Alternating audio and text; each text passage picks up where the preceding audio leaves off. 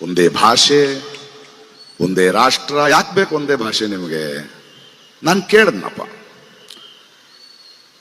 ನೀನು ನನ್ನನ್ನು ಹಿಂದಿ ಯಾಕೆ ಕಲಿಯಕ್ಕೆ ಹೇಳ್ತಿದ್ಯಾ ಹೇಳೋ? ನನ್ನ ಕಷ್ಟನ ನಿನ್ನ ಭಾಷೆಯಲ್ಲಿ ಹೇಳಿದ್ರೆ ನಿನಗೆ ಅರ್ಥ ಆಗುತ್ತೆ ಅನ್ನೋದಕ್ಕ, ಅಥವಾ ನಿನ್ನ ಜುಮ್ಲಾಗಳನ್ನು ನಾನು ಅರ್ಥ ಮಾಡ್ಕೋಬೇಕು ಅನ್ನೋದಕ್ಕ? ಕ್ಲಿಯರ್ ಆಗಿ ಹೇಳು ನನಗೆ, ಯಾಕೆ ಒಂದು ಭಾಷೆ? ನೀನು ನನ್ನನ್ನ ತಮಿಳೋ, ಕನ್ನಡನೋ, ಬೆಂಗಾಲಿನೋ, ತುಳುನಾಡಿನವ್ರನ್ನ ಹಿಂದಿ ಕಲಿಯಕ್ಕೆ ಹೇಳ್ತಿರೋದು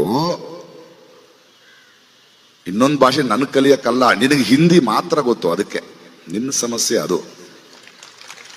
ನಿನಗೆ ಹಿಂದಿ ಮಾತ್ರ ಗೊತ್ತು, ನನಗೆ ಹಿಂದಿನೂ ಗೊತ್ತು.